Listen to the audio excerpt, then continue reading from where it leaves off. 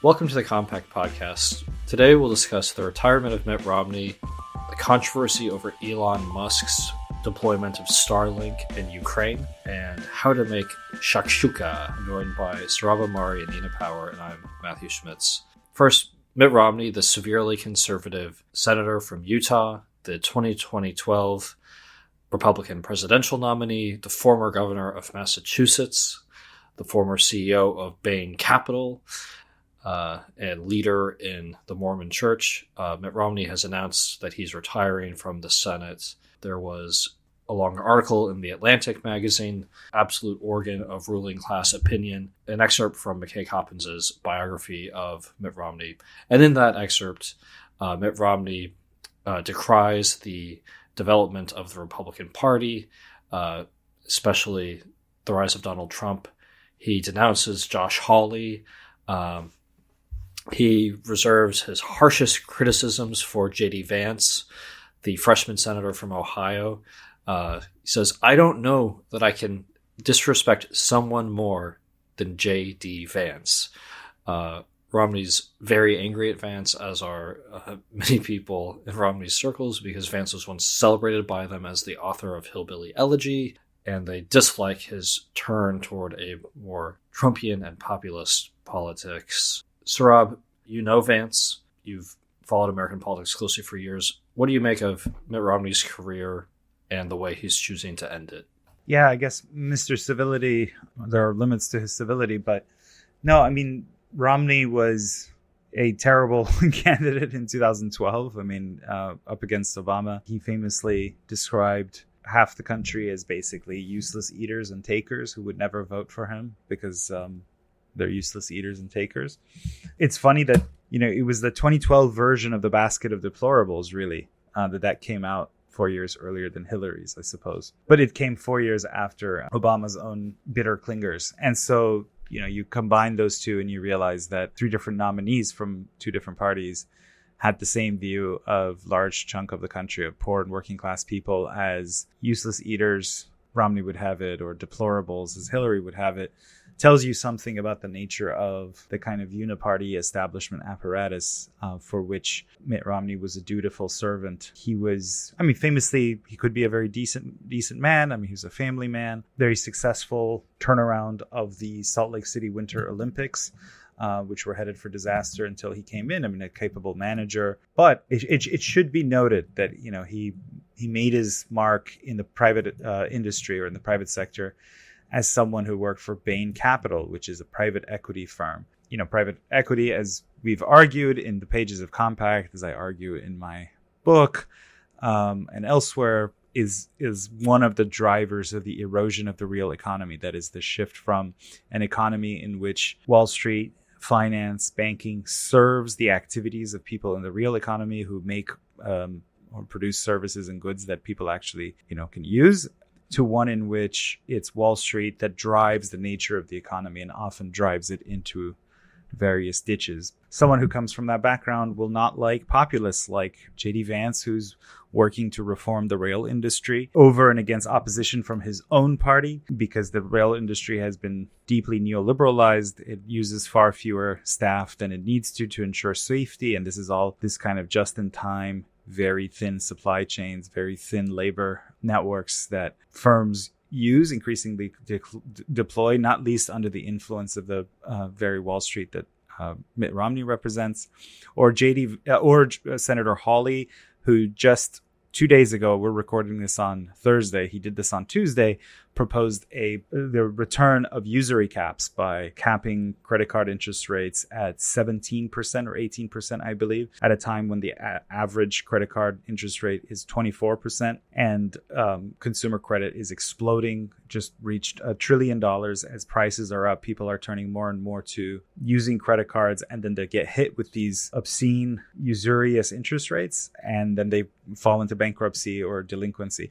So someone who represents Wall Street, of course, would not like people like our friends J.D. Vance and Josh Hawley. I'm going to sound harsh, but obviously I recognize Romney's personal decency is very well known. But as a public figure, Romney and Paul Ryan led the party in these crucial years of 2008 to roughly 2012 and ruined it. You mentioned Hawley's proposal to cap credit card interest rates, and I think that's something that is interesting because Romney in his personal life is such a paragon of family values.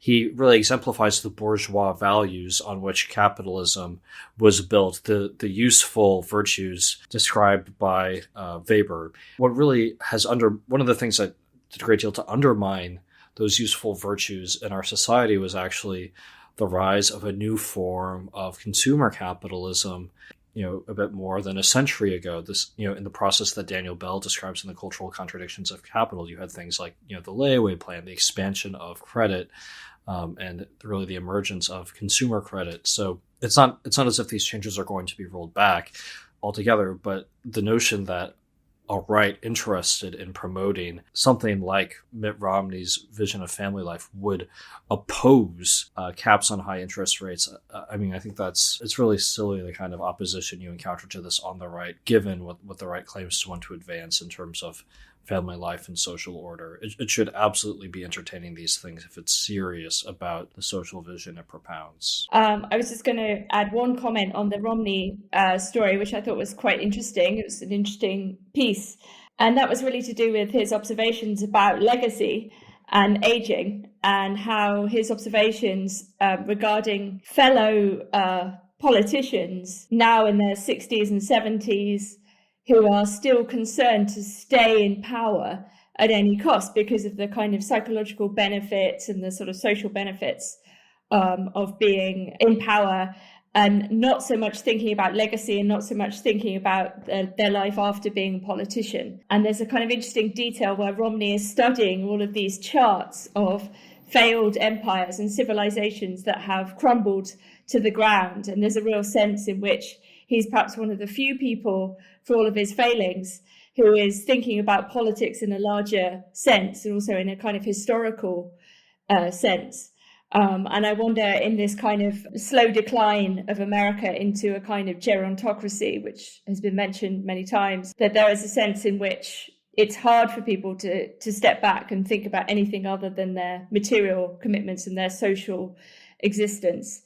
Instead of thinking about legacy, instead of thinking about bigger concepts like contribution to the nation, to the state, to the meaning of America as such, let alone any other kind of spiritual or religious concern. So I thought that was an interesting detail. A few other things that I think are worth pulling out of this article in The Atlantic. One is a moment the author McKay Coppins recounts in which Mitt Romney is speaking before Republicans in Utah. There are shots from the crowd denouncing him for his opposition to Donald Trump. He then stops and looks at one woman up toward the front who's there with her child and says, "Aren't you embarrassed?" Coppins then goes on to say, later tried to reframe this as a character-building experience, a moment in which he got to live up to his father's example. Now, Romney's father was the Republican governor of Michigan. When he was young, Mitt had watched an audience stacked with auto union members vociferously boo his dad during a governor's debate. George had been undeterred. He was proud to stand for what he believed, Romney told me. If people aren't angry at you, you really haven't done anything in life. So Romney is comparing his own righteous denunciation of a Trumpist to his father's confrontation with auto union members when he was running for the governor of Michigan. And I thought that was an interesting parallel. Obviously, Romney deeply feels that there's a parallel there. Both are the case of someone who is more technocratically minded, receiving real opposition from somewhat more downscale Americans. That's consistent in the Romney family story. Later, Romney talks about the January 6th attack, which the author of the article describes as the sacking of the Capitol. According to the author, the Capitol was sacked. So that's what you get in The Atlantic, this wonderful magazine. And Romney talks about how he feels that his family's been in danger. There are deranged people among us, he says, and in Utah, people carry guns. It only takes one really disturbed person. And then the author goes on to say, he let the words hang in the air for a moment, declining to answer the question his confession begged. How long can a democracy last when its elected leaders live in fear of physical violence from their constituents? That really struck me, because Romney is someone who has insisted that the 2020 election was completely on the up and up. I don't think it was rigged in the way that a lot of figures on the populist right do. I don't think the voting machines were fixed, but I do live in Manhattan. I couldn't help but note that all the businesses in Manhattan, very, very many of them, spent money to have their storefronts boarded up before the election. I know that a lot of institutions hired extra security guards. Getting construction workers to board up your storefront when they were in high demand wasn't cheap, wasn't easy. There was a serious outlay of capital in anticipation of political violence should Trump win. And so people at the Atlantic are calling into question the legitimacy of democracy when there's, or the reality of democracy when there's violence being threatened. And yet they're the most thorough defenders of the 2020 election results, which took place under the cloud of threatened violence. We saw it here in Manhattan. We saw it in D.C. It was right after the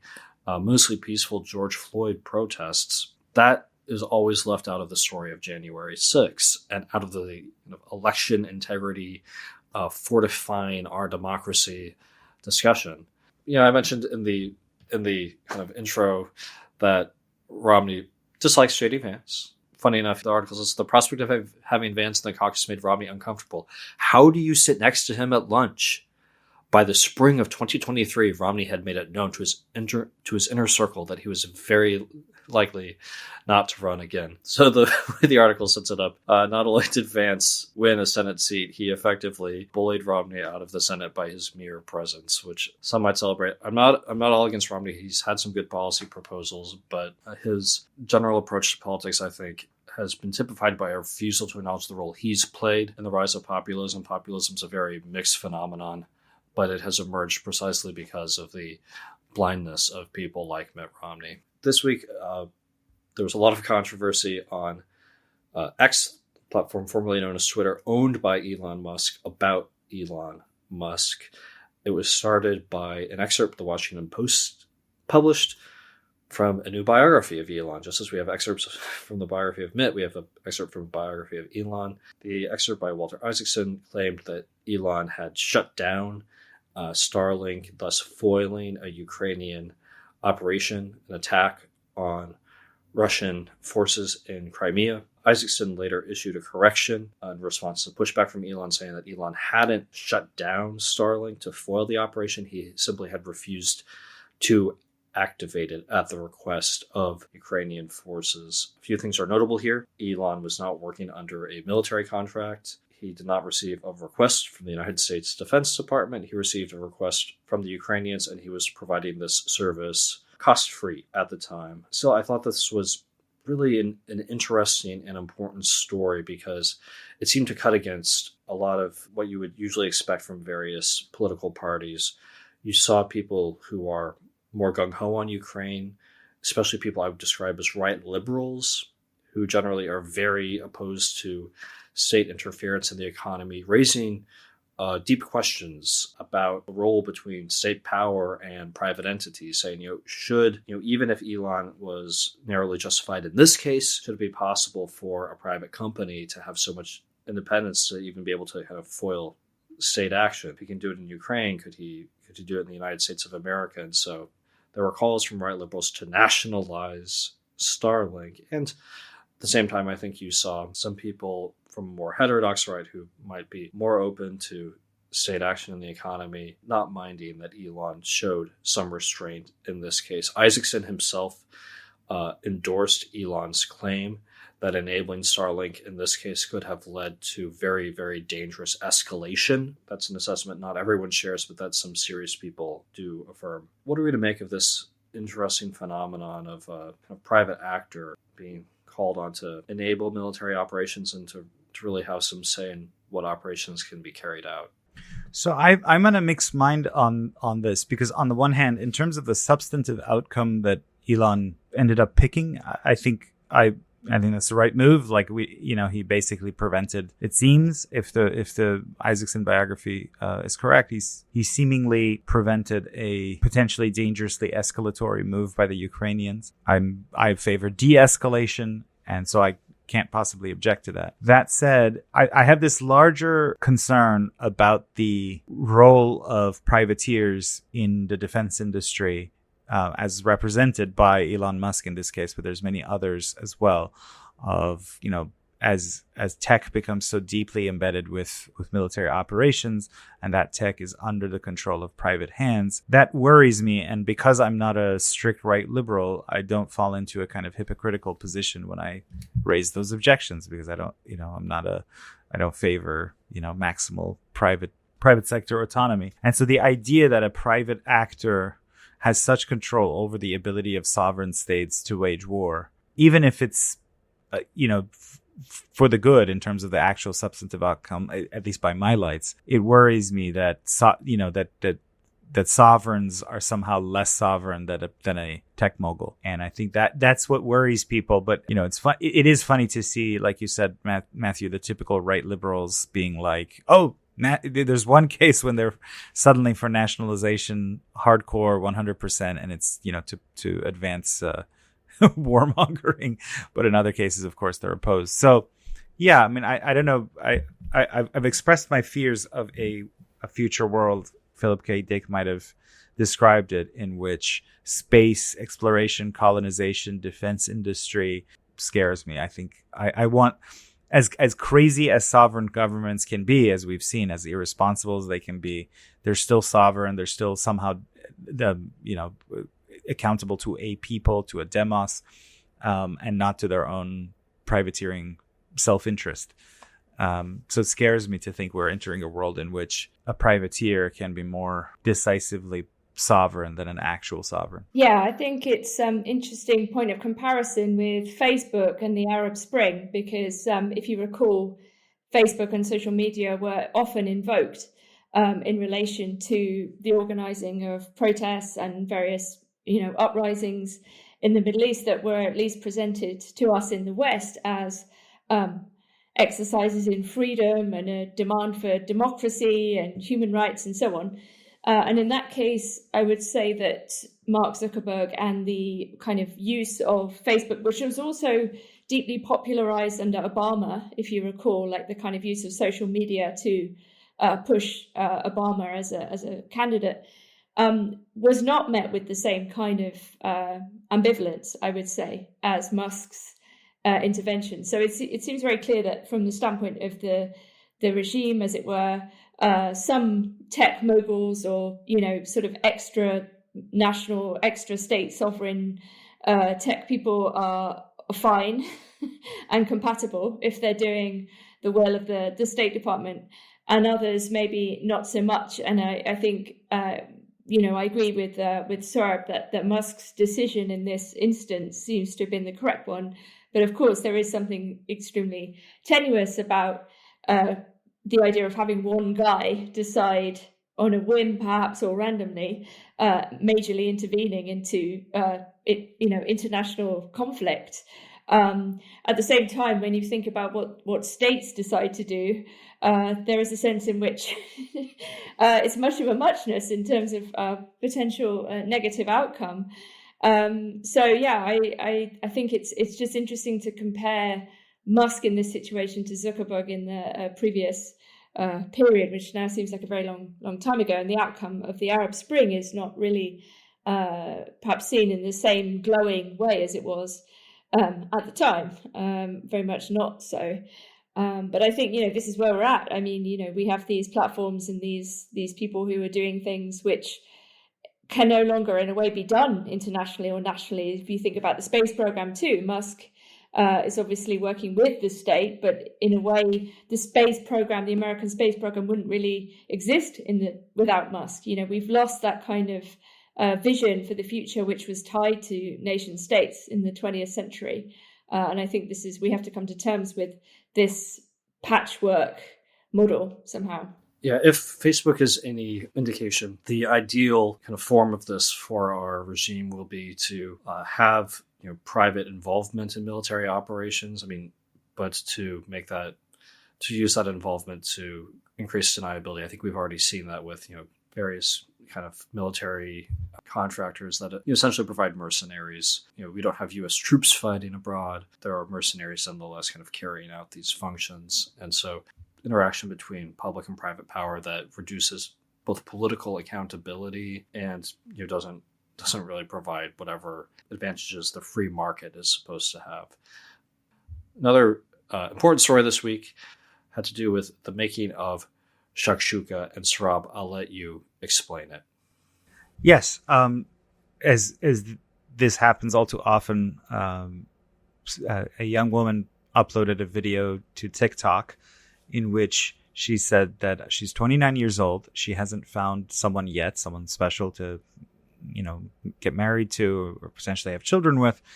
And so, but that she's all the same, she's happy that she's spending the weekend learning to make shakshuka, like poached eggs in spicy sauce, as Middle Easterners make it. And, she's going to watch some HBO reruns, some Sex and the City reruns, and that she's okay with that. She didn't indicate that she is remaining unmarried and childless as a gesture of defiance against patriarchal norms. She just said that's where she is in life at this stage. Nevertheless, nearly the entire online right had a freak out about this woman, sort of framing her as both a harbinger and a symbol of civilizational collapse, that it's kind of single, childless, urban, educated women like her who are responsible for the fact that, that everything's going to hell in a handbasket, basically. And this is if this were a one-time thing, it'd be understandable somehow, but this is a very common genre of, kind of the right-o-sphere on Twitter, finding videos of young women, being goofy or not yet having found a, potential partner and with whom to have children, and barraging them with anger for their failed life choices. And of course, as Matthew, I think there are serious concerns about demography, about the collapsing total fertility, about collapsing family formation.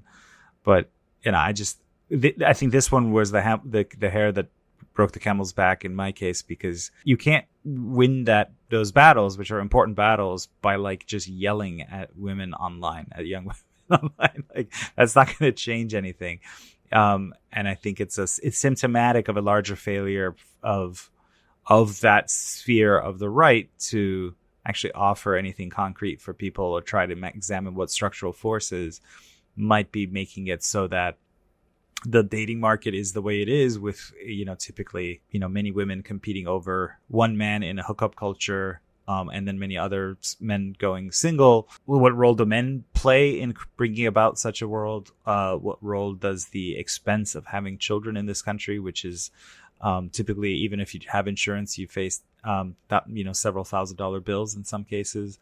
What role does housing issues, or the fact that you have lots of educated people not being able to find jobs commensurate with their education and yet drowning under student debt? None of that stuff. Fundamentally, there's a sphere of the right that doesn't want answers to that, and wants, and all it can say to these people is haha, loser, you took a degree and now you're stuck with it.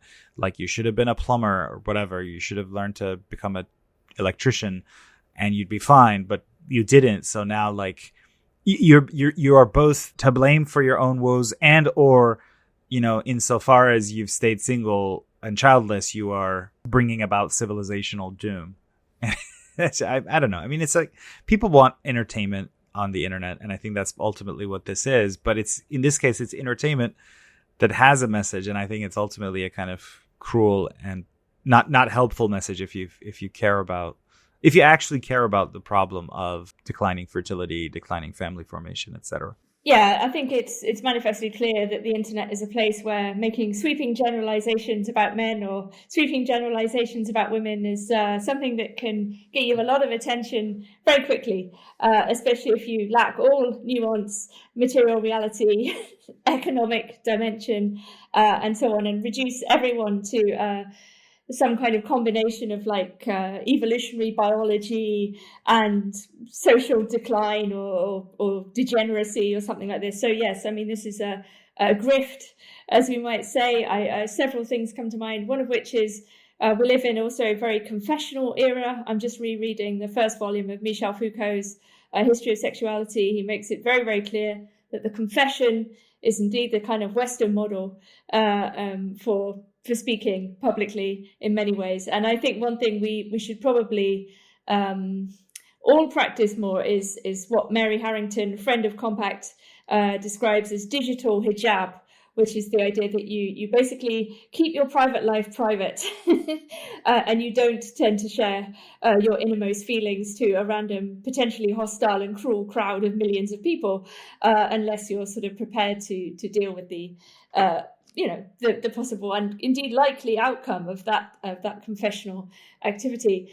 At the same time, I think in the discourse we're confronted often with the sort of overbearing sense that people who've never actually been in long-term relationships or not been married and not had children are giving advice somehow, as if from some great vantage of wisdom, again, usually involving these grotesque generalizations.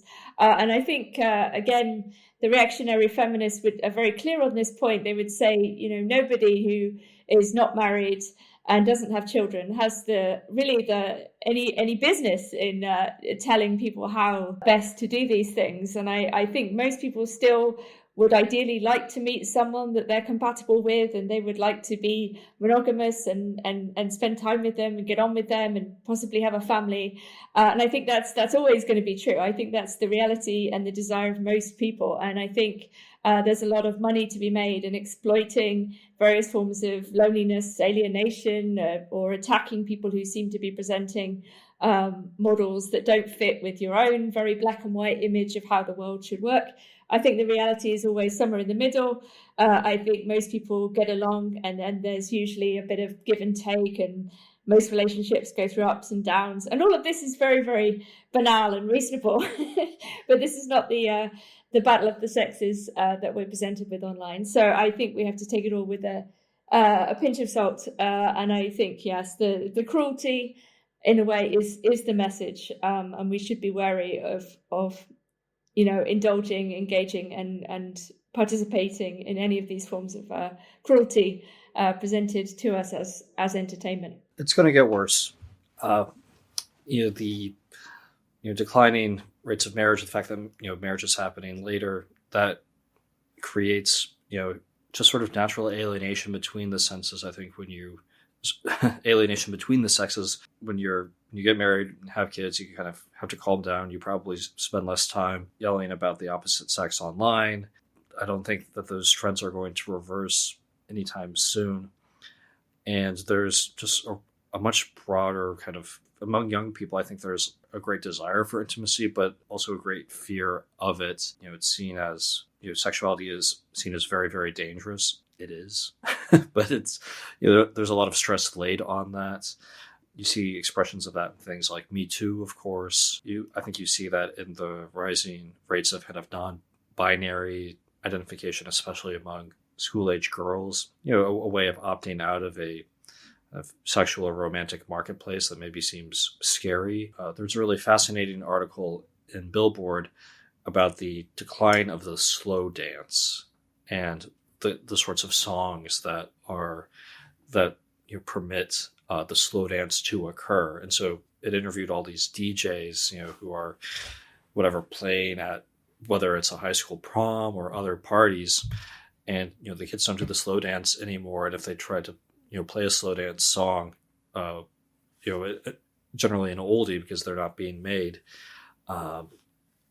kids are very reluctant to slow dance. And one reason that twerking has become so much more popular is that it doesn't actually require the engagement between two parties, a kind of intimate embrace, which is actually, however vulgar you find twerking, it's seen as safer, actually, less compromising, actually kind of putting your arms around someone for a period of 2 minutes, right? 2 minutes and 40 seconds. Young girls twerking may actually be trying to avoid compromising themselves in an important way. And so, with things like that going on, I would say there's going to be just more animosity going both ways between the sexes, and it's probably not entirely healthy. So we will be explaining in Compact in the weeks and months to come how we're going to reverse this and all other negative societal trends. So go to compactmag.com/subscribe Thanks, Sohrab, Nina, and thanks to you listeners. Geoff is away. He's fine. He's alive, but he's in an undisclosed location. He'll return soon.